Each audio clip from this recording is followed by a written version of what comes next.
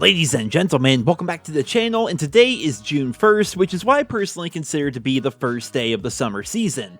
Technically, June 20th is the official start of summer, but summer for a lot of us is more of an idea, more of a mindset, rather than the silly old June solstice, right? So, with summer being here, I thought it would be fun to take a look at the evolution of summertime within the Call of Duty franchise. At one point, Call of Duty Days of Summer was legitimately an event to look forward to all year, but slowly it evolved into basically nothingness. I want to discuss why I think this happened, as well as take a candid look at the history of Call of Duty Days of Summer. So sit back, relax, and let's kick things off here with the original Call of Duty Days of Summer, the Modern Warfare Remastered and Infinite Warfare events. So the original Call of Duty Days of Summer event was actually incredible, and as you guys can see here in this trailer, we received free summer-themed multiplayer maps, new game modes, new summer-themed content that could only be earned by completing certain challenges on the summer-themed maps that we got during the event, as well as we received a metric ton of cosmetics on top of everything else for both Modern Warfare Remastered as well as Infinite Warfare. Now keep in mind, this was back during the era of supply drops, so yes, a lot of the items were put away within supply drops, but both Modern Warfare Remastered and Infinite Warfare had much more fair reward structures compared to their predecessors. And speaking of predecessors, Black Ops 3 was randomly thrown into this event as well. Now, while the original Call of Duty Days of Summer ran from June 27th until August 1st for both Infinite Warfare and Modern Warfare Remastered, Black Ops 3 was there as well for some reason, but only ran from July 11th up until August 1st. This was really ham-fisted, and honestly, it didn't really make a ton of sense at the time, but looking back at it, it kind of does make sense, because this was during a really interesting time period in the Call of Duty community, where a lot of players went back to Black Ops 3 because they didn't like Infinite Warfare, and they weren't really interested in playing a remake of Call of Duty 4. For players like that, they had nowhere else to go, so they went back to Black Ops 3, and Black Ops 3 was receiving a bit of a revival, and as a result, Treyarch and Activision decided to throw some summer fun into the game in the form of, well, you guessed it, supply drop items. That's all we ever had back in that game, were supply drop items. They added the KVK-99 assault rifle, the Max GL China Lake, as well as the Cherry Fizz camo into the supply drop loot pool for Call of Duty Days of Summer within Black Ops 3, and they also made the Awakening DLC maps free to play throughout the duration of the event. Keep in mind, this was back in the day, back when we had supply drops, back when we had Sony exclusivity, and also back when map packs were 15 bucks a pop, right? So it's a bit different than how things are today, but honestly, this wasn't really all that bad. Like, I joke about supply drops, but back then, if you're one of the few people that really enjoyed playing Black Ops 3 instead of games like Infinite Warfare or Modern Warfare Remastered or anything else, if you were part of that revival of Black Ops 3, then it was fun to have the AN-94 return, as well as basically a free map pack, and also, subjectively, I think that Cherry Fizz is one of the best looking camos ever created, and I think part of the reason why that is because of how exclusive it is. This was a camo that you could only get from rare supply drops in Black Ops 3 for a week. That's right, this camo was only available in rare supply drops during the Days of Summer event for a total of 7 days back in 2017, which makes it one of the rarest camos, or if not the rarest camo, in Call of Duty history. Now, going back to Modern Warfare Remastered and Infinite Warfare for a second, the event itself was insane. It lasted for just over a month. It brought super memorable game modes into the fold, like Beachcomb Prop Hunt, as well as we had Beach Bog, which was interesting because they took Bog, which is historically a very unbalanced map. Like, it's a fun map, but it's not very well balanced, and they kind of balanced it by making some layout changes in an organic way that would not piss off the Call of Duty 4 purists, so that was really interesting. And then, of course, we had a bunch of other things, including time-sensitive rewards to work towards, and every single week brought something fun, and it brought something new to the table. In my heart of hearts, I hoped that Call of Duty Days of Summer would become an annual staple for the Call of Duty franchise, because the original event was so much fun. Between Infinite Warfare, Modern Warfare Remastered, and Black Ops 3, there was so much happening in the Call of Duty scene during summer of 2017, and we had hoped that in summer of 2018 it would be about the same. But it really wasn't. So the next year we had Call of Duty World War II, right? And that game was very hit or miss for a lot of people. And for those of us who did still play the game, we were anxiously anticipating another Days of Summer event that would hopefully build upon the original event and make it even crazier, though sadly that wasn't really the case. The strangest part was we had to wait until July 31st of 2018 to even start the event, more than a month later than the original event started. So there was no real marketing from Activision or Sledgehammer Games. The first 2/3 of summer 2018 were basically over. We spent all that time believing that Days of Summer was simply not going to be a thing, and then out of nowhere, it was a thing. We got this trailer right here, and to be fair, the trailer is good, but a lot of the hype was dead, as summer itself was basically over by the time that the event started. The headquarters update was awesome, as always. Every time they revamped the headquarters, it was always incredible. The sandbox multiplayer map was honestly really unique and really fun. Dogfight was actually insane. If you sit back for a moment and just think that we're playing a Call of Duty multiplayer game, and here we are fighting in airplanes in a multiplayer mode, that really was kind of strange. And this was also the update that they finally added in Master Prestige rewards as a result of community feedback.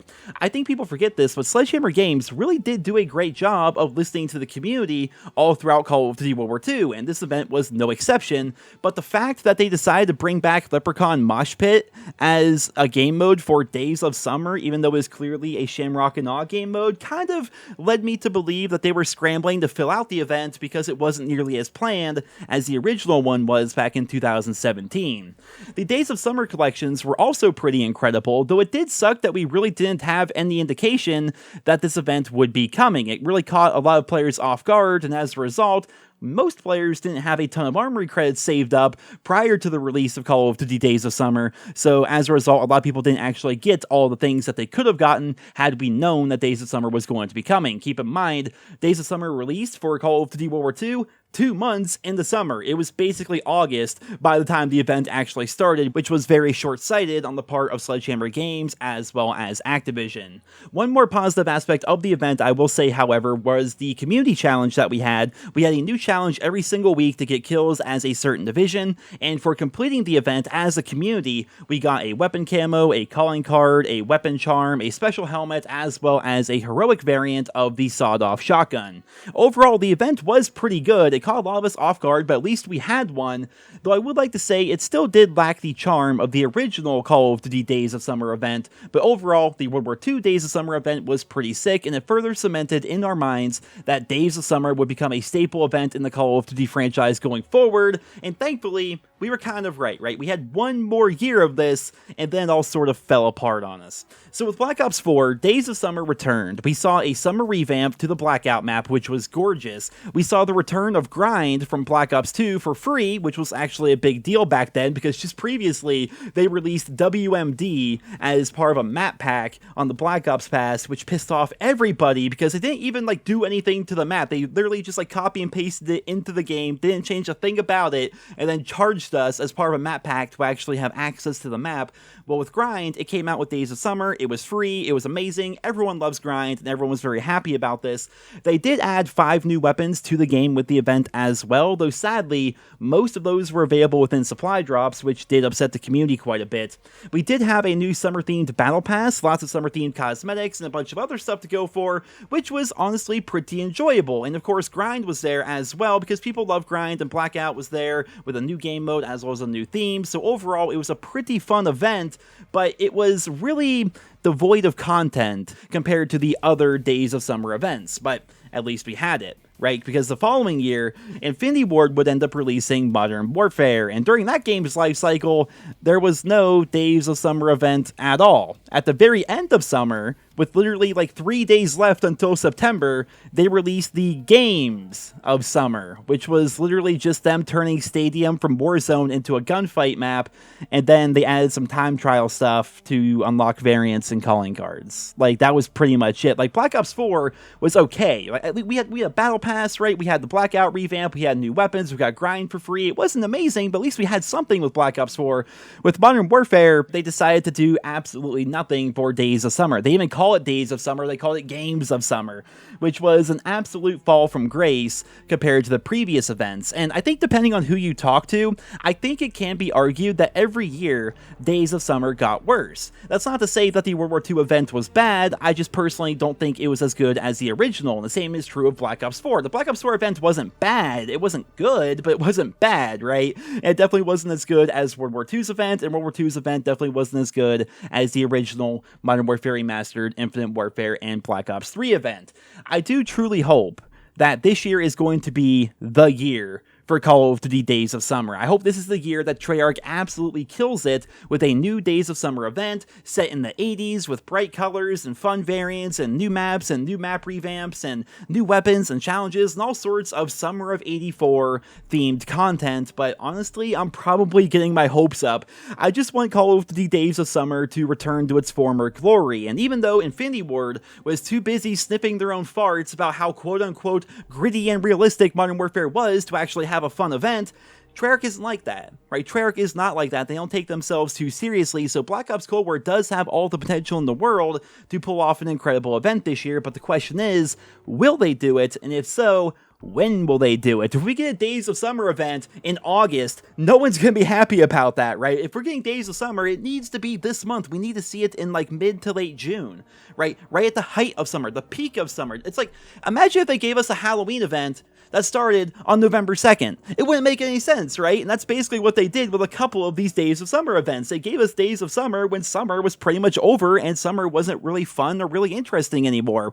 By that point, if it's like August, people are thinking about going back to school. They're thinking about the fact that it's starting to get cold out. They're starting to think about football season and stuff like that. We want summer to feel like summer, and part of that is Call of Duty Days of Summer, right? They can't give us Operation Shamrock and Awe in June. It doesn't make any sense, right? So if they're giving us Days of Summer, make it in summer. That's how it goes, but somehow they seem to forget that, or maybe they have an idea about Days of Summer, then suddenly it's time for it to come out, and they're like, oh no, we are not prepared whatsoever. Let's push it back, let's push it back, let's push it back, and by the time they finally release it, people don't care anymore, because summer isn't new. It's like, dude, it's like almost August. Like, why would we want this event?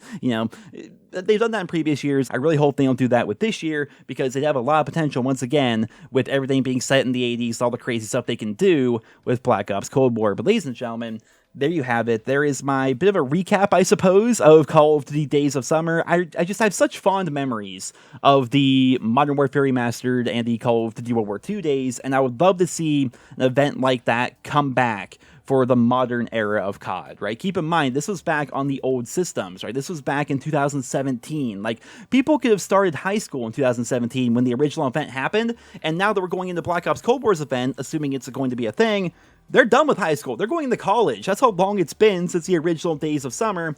And the fact that they decided to just not do it last year with Modern Warfare and with Warzone was really silly, in my own personal opinion. So hopefully they do something cool this year. I would love to hear what you guys think about this concept down in the comment section below. Thank you all so much for listening, and I hope you guys all have a wonderful day.